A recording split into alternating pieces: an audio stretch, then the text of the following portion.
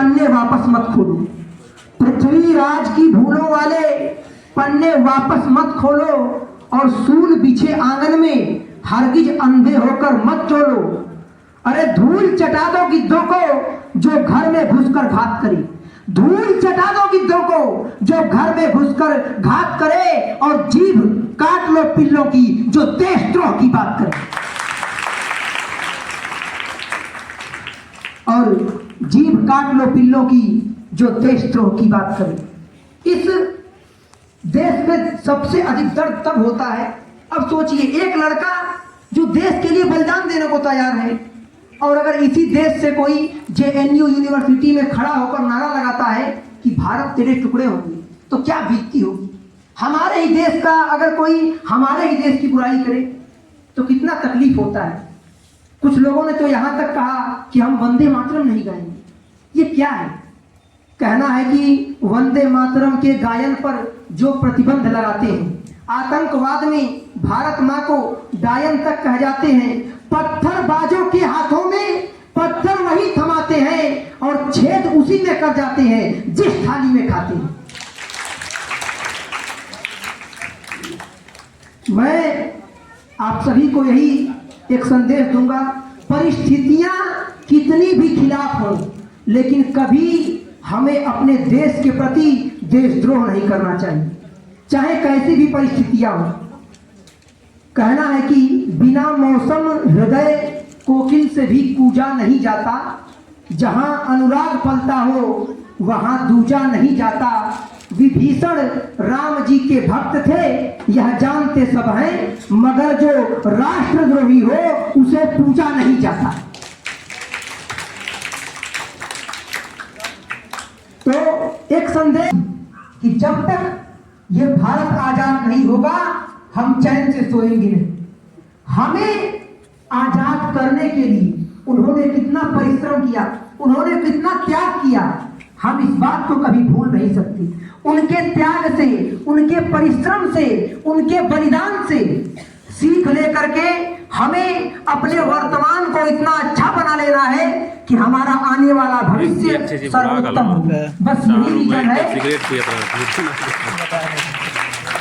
बस यही वजह है कि हर वर्ष 15 अगस्त और 26 जनवरी को मनाया जाता है, ताकि हम इतिहास में हुई घटनाओं से सीखें कि इतिहास में हमने क्या गलतियां की, वर्तमान में क्या सुधार करने की आवश्यकता है, ताकि हमारा भविष्य अच्छा हो सके। इस सभा को एकत्र करने के लिए ये 26 जनवरी मनाई जाती है।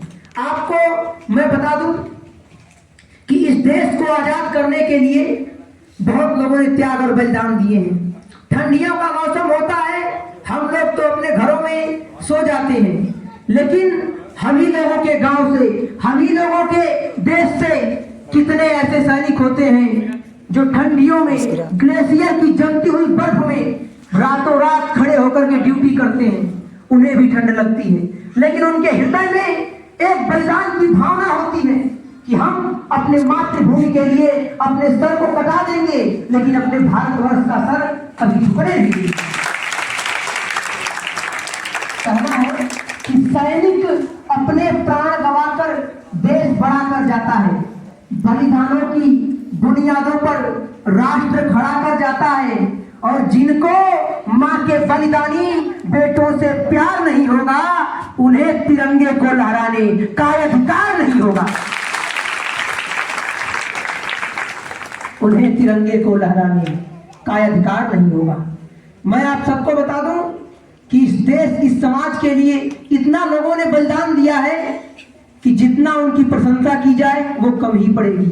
और मैं एक रिक्वेस्ट सबसे करता हूं कि जो लोग हमारे देश के लिए बलिदान दिए, हमें हर पल हर क्षण उनके बलिदान को अपने हृदय में संजो कर रखना होगा।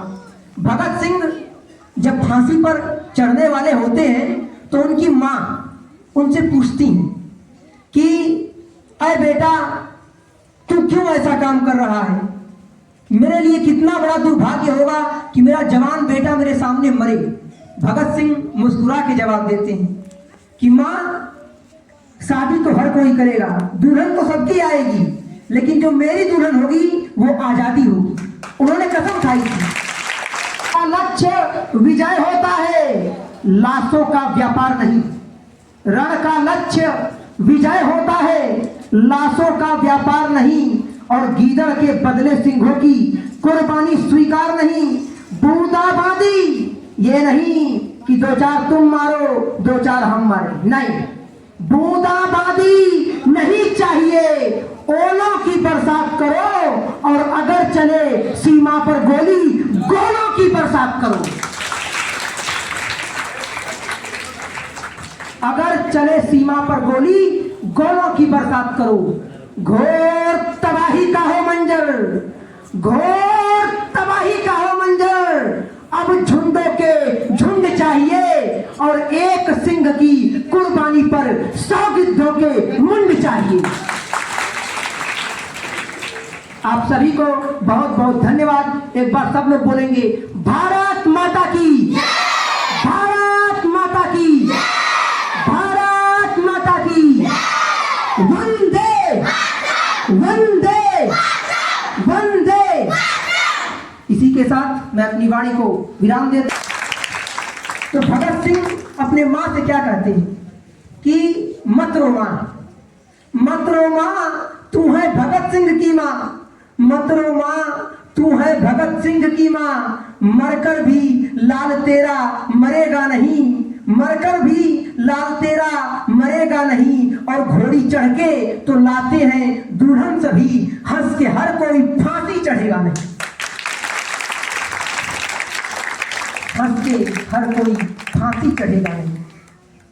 और भगत सिंह का सपना होता है कि मैं भारतवर्ष को आजाद करूं, लेकिन उनका यह सपना अधूरा हो जाता है, उसके पहले ही उन्हें फांसी हो जाती है। लेकिन उन्हें विश्वास था कि एक न एक दिन हमारा भारत जरूर आजाद होगा, और उनका विश्वास सफल हुआ। वो आजादी से क्या शिकायत करते हैं, जो भगत सिंह थे ना, वो आजादी को, मतलब वो आजाद होने को अपनी शादी समझते थे कि मेरी दुल्हन आजादी है। तो वो कहते हैं कि ऐ दुल्हन मैं राख बन सतलज नदी में बह गया, ऐ दुल्हन मैं राख बन सतलज नदी में बह गया। पूछ मत तेरी जुदाई दिल में कैसे सह गया, पूछ मत तेरी जुदाई दिल में कैसे सह गया।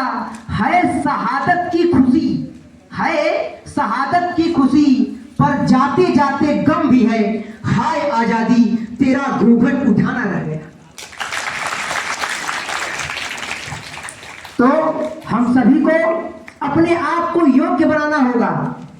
ये नहीं कि हम योग्य ना बने और देश को आजाद करने की बात करें, नहीं। पहले हमें खुद को योग्य बनाना है। अगर हम योग्य होंगे तभी हम देश में, समाज में अपना योगदान दे सकेंगे। एक छोटी बच्ची जो देश के लिए तिरंगे ध्वज को फहराती है, उसी के सैनिक पिता जब शहीद होते हैं तो उस बच्ची के हृदय पे क्या